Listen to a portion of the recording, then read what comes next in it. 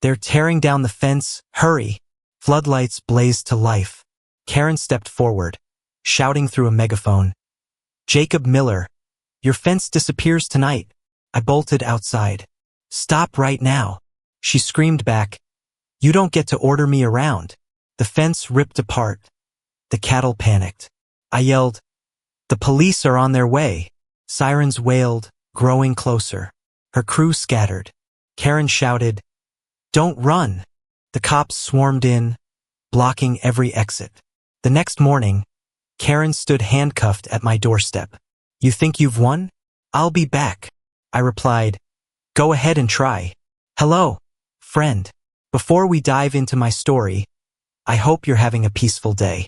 Have you ever had an HOA invade your life and destroy your personal property?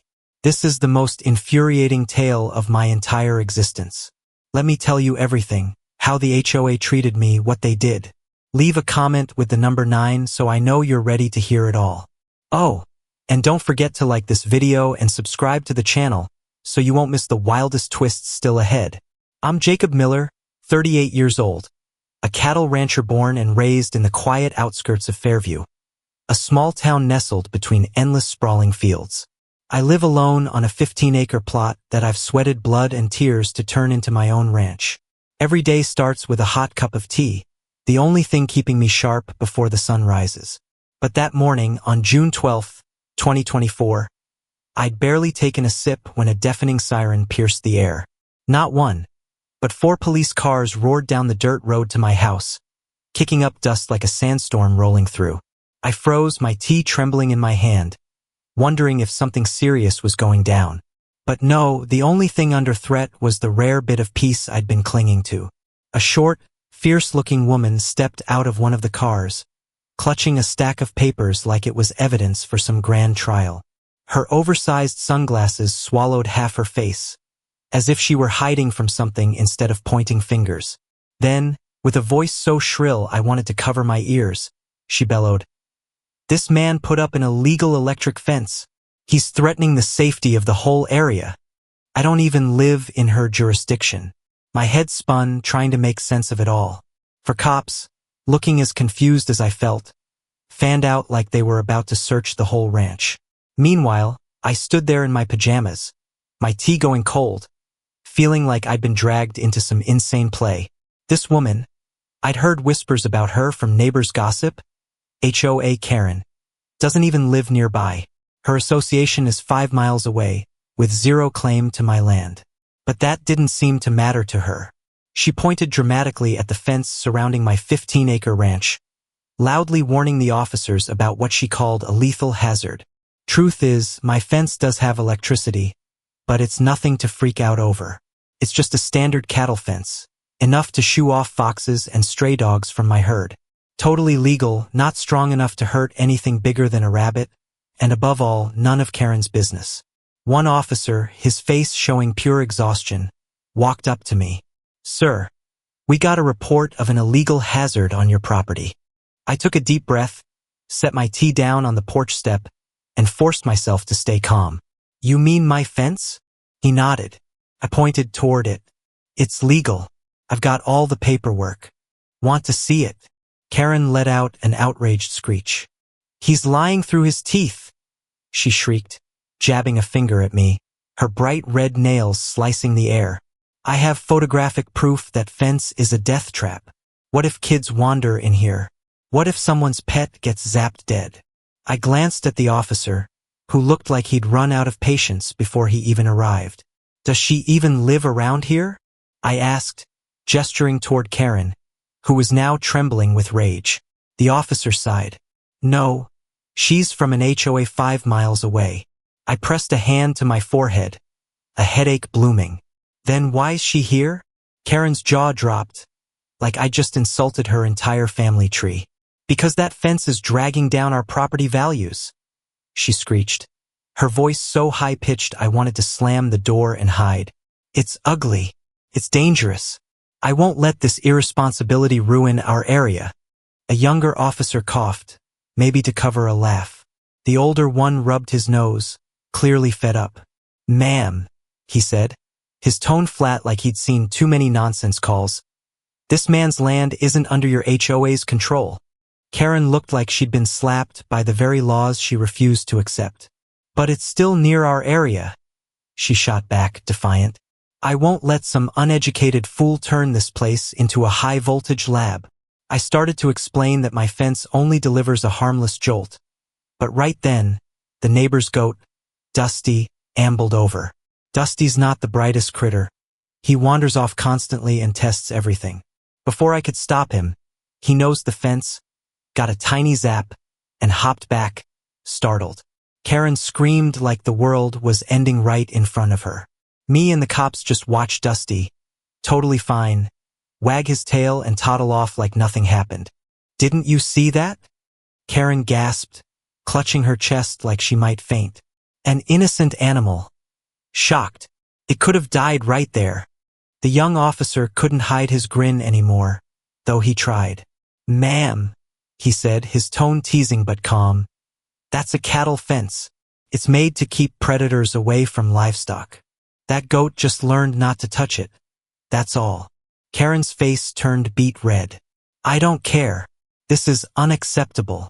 I demand you arrest him for animal cruelty. The lead officer turned to me, his expression almost apologetic, like he was sorry for the whole human race. Sir, he asked gently, do you want to press charges against her for harassment? Karen let out a choked, indignant sound. Harassment? Me? I'm the victim here. I sighed, exhaustion washing over me, and said, Nah, forget it. I just want to get back to my tea. Karen stared at me, wide-eyed, clearly stunned that I dare brush her off like that. This isn't over, she bellowed, spinning around toward her SUV. I'll report this to the county, to the mayor. Her threats cut off mid-sentence as she tripped, nearly face-planting into the dirt. I couldn't help it. I laughed out loud. The officers didn't bother hiding their amusement either. One gave me a quick nod before they piled into their cars and drove off, clearly eager to escape the chaos as fast as possible. As the last car vanished, Karen, face flushed with fury, climbed into her SUV and peeled out, leaving a thick cloud of dust behind. I watched her go, shaking my head. Crazy, I muttered, picking up my tea. I thought that was the end of it.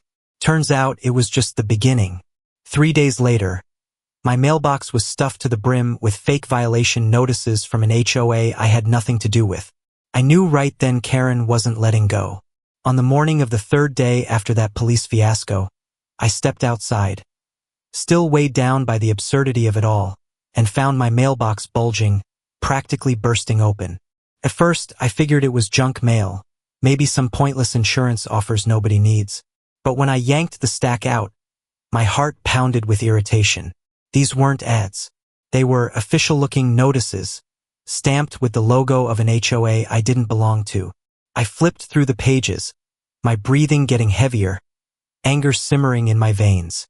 Violation notices, fines, threats of lawsuits, claims my property didn't meet neighborhood aesthetic standards, warnings that if I didn't remove my dangerous fence, I'd face escalating penalties, even land seizure. I let out a loud, bitter laugh. They had zero authority over my 15 acres. These papers were as worthless as kids' play money. Shaking my head, I trudged inside and tossed the messy pile onto the kitchen table, frustration bubbling up. I stood there, hands on my hips, my mind spinning with options. Ignoring it would be easy, but a fire was smoldering inside me. Hiring a lawyer might be inevitable, or I could play their game. If Karen thought these empty threats would scare me, she was dead wrong.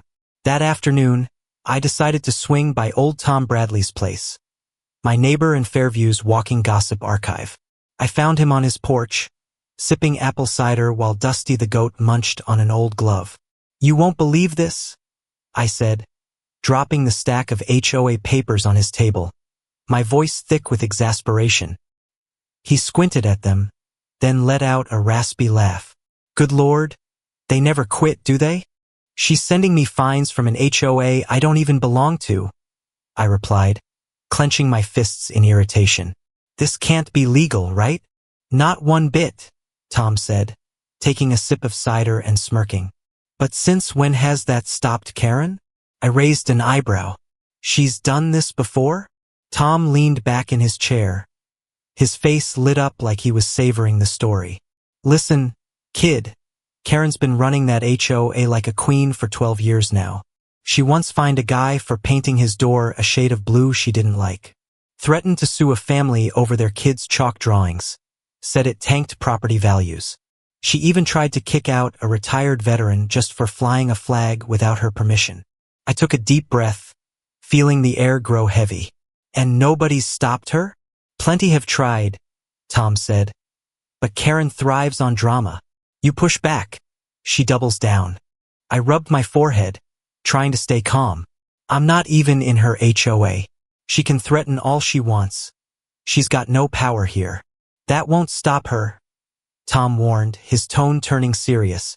If those fines don't shake you, she'll cook up something else. He wasn't wrong. 5 days later, Karen's madness hit a new level. It wasn't just worthless papers anymore. She launched a full-on smear campaign. My phone started ringing nonstop with unknown numbers. Worried voices asked if my fence had killed their cat. A woman claiming to be from a local animal rights group left an angry voicemail, accusing me of building a lethal electric death machine. I was baffled. Digging around, I found out Karen had started a crusade on Facebook in her HOA's private group. She posted a fake, poorly edited video claiming my fence was slaughtering animals. She even tacked on random internet footage of a bird getting shocked, passing it off as happening on my land. The comments below made my blood boil.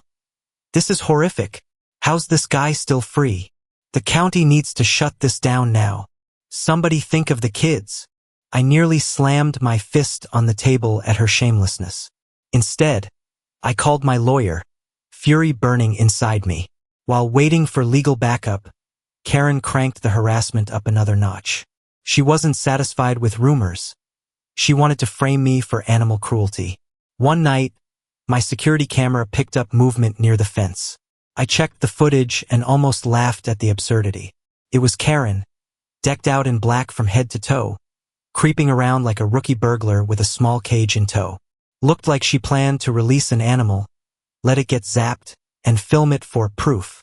But it fell apart fast.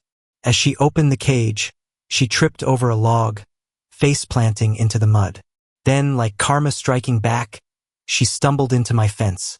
The mild jolt, just enough to startle her, sent her shrieking and flailing like she'd been hit by lightning. She staggered up, cursing wildly, and bolted to her car. I saved the video, grinning ear to ear. Next morning, I sent copies to my lawyer, the county animal control office, and posted a short clip online with a simple caption. When a stranger trespasses on your land and finds out the electric fence works just fine. It went viral in hours. Thousands cracked up, leaving comments like, video of the year, and, is she auditioning for dumbest person alive? Karen's credibility tanked overnight, but she still wouldn't quit. For nights later, someone tried cutting my fence. This wasn't just sneaky filming anymore. They brought wire cutters and gloves, clearly aiming to sabotage it. Lucky for me, my cameras caught it all. The county sheriff's office doesn't mess around with malicious trespassers. The next morning, Karen showed up at my door, her face twisted with fury, one hand wrapped in a white bandage. She pounded so hard I barely got the door halfway open before she yelled, "How dare you do that?" I froze. Do what? You posted that video online to humiliate me, she accused, jabbing a finger right in my face. Take it down now. I crossed my arms, my voice ice cold. You mean the footage of you sneaking onto my land to frame me? Her face flushed bright red. It was a community experiment. I nearly choked. A what? A community experiment, she repeated, crossing her arms like she'd just delivered the perfect excuse.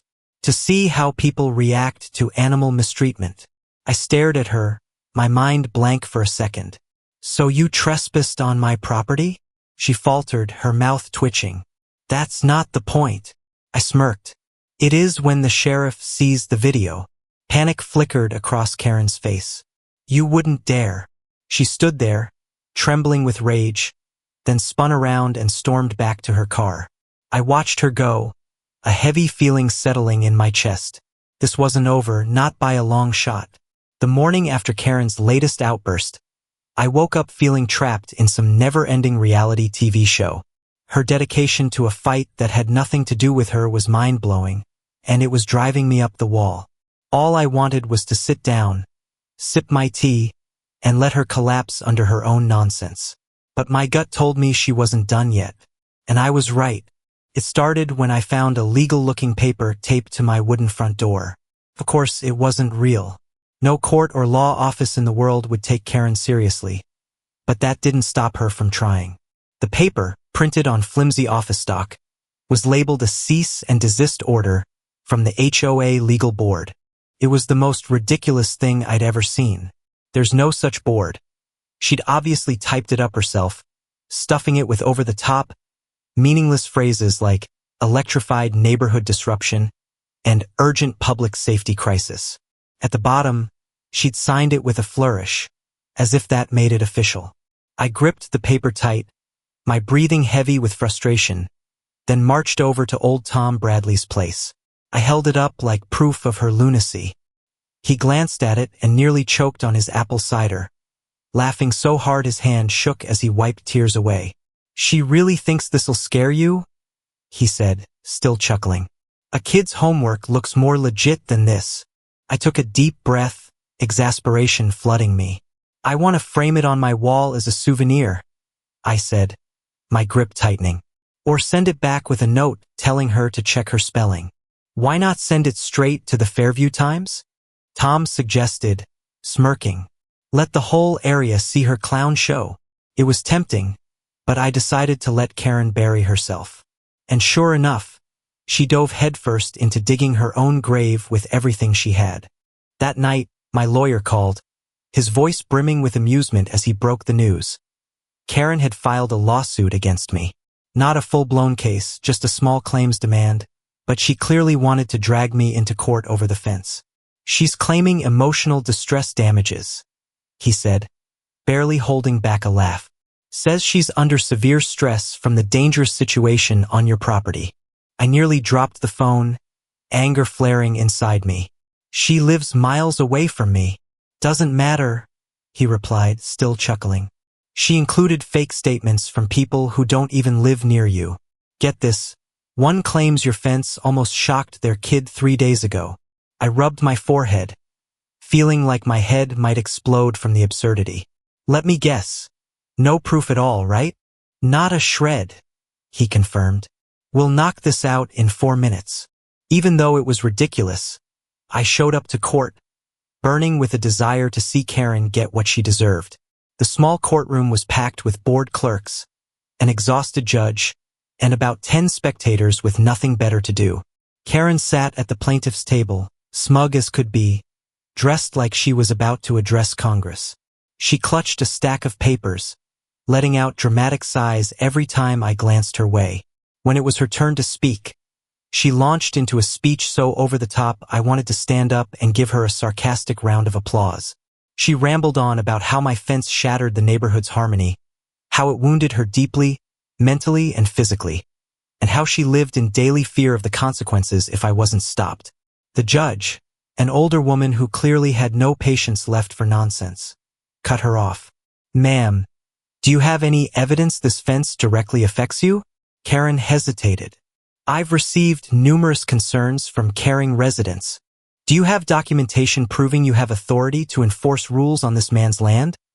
the judge asked, her tone flat but dripping with weariness. Karen faltered. "No, but as a leader in the community, The judge sighed. "Ma'am, this case has no legal standing. The defendant's fence is lawful on his property and outside your HOA's jurisdiction. Claim dismissed." Karen's face turned red, her words stumbling. "But how can it be dismissed?" The judge repeated herself, already moving on to the next case. I walked out of the courtroom, so satisfied I could have shouted, but I kept quiet. Karen, true to form, wasn't done. She stormed after me, her face twisted with rage like she'd just endured the greatest injustice of her life. "You think this is funny?" she snapped, pointing at me. You're not off the hook. I won't let you ruin everything we've worked for. I let out a breath, my voice firm. Karen, go home. She froze, visibly shocked that I dare dismiss her. This isn't over, she yelled, spinning around to march back to her car. I wanted to believe that was the end of it. But late that night, my security cameras caught something far worse. A group from Karen's HOA sneaked onto my land, spray painting HOA control across my storage shed wall. That was the last straw. I was furious. I called the police, sent them the footage, my heart pounding with outrage over this blatant violation. The next morning, Karen and her crew got an unwelcome visit from law enforcement. This time, she couldn't talk her way out. They found paint cans in her car, along with a handwritten list of more places she planned to vandalize. She was arrested on the spot for trespassing and property damage. The fallout felt so satisfying. With legal charges looming, the HOA turned on Karen faster than you could blink. Residents who'd put up with her for years finally spoke up. The board, desperate to save face, held an emergency meeting and voted her out as HOA president. Those who'd once bowed to her now scrambled to erase every trace of her influence. As for me, I sat on my porch chair, cracked open a cold soda, and soaked in the sweet taste of victory. 8 days later, Karen put her house up for sale. She couldn't handle the humiliation. She packed up, left Fairview, and as far as I know, never came back. The day she drove off, I stood out front, watching her SUV disappear down the dirt road. Tom Bradley strolled over, nodding with approval. Think she's gone for good? Here's hoping, I said, giving him a light pat on the back. Dusty the goat ambled up, eyeing my fence like he might test it again. I chuckled, nudging him away. Not today, buddy. I took a sip of soda, glancing at my fence. Still standing strong, still legal, and best of all, still none of Karen's business. Some fight for power. Some demand justice. Me? I just wanted to keep my fence in peace. They're tearing down the fence, hurry. What do you think of this story? Jacob Miller and Karen. It's not just a battle over a fence. It's a symbol of patience clashing with stubbornness in today's world. I find Karen's persistence both hilarious and a little sad. A woman willing to cross every line to impose her will, even with zero authority. It mirrors modern life, where tiny disputes can balloon into endless drama, from social media spats to real-world feuds. This tale offers a meaningful lesson. Stand firm, lean on truth and the law, and don't let pointless provocations shake your peace. Jacob showed us that sometimes, with patience and a little savvy, you can outlast even the messiest troubles. This story's here for entertainment and insight, not to judge, criticize, or offend anyone or any group. I hope you enjoyed it. Drop a comment below with your thoughts. Don't forget to like, share, and subscribe so you won't miss more exciting stories coming your way. Thanks for watching all the way through. Wishing you a peaceful day. See you in the next video.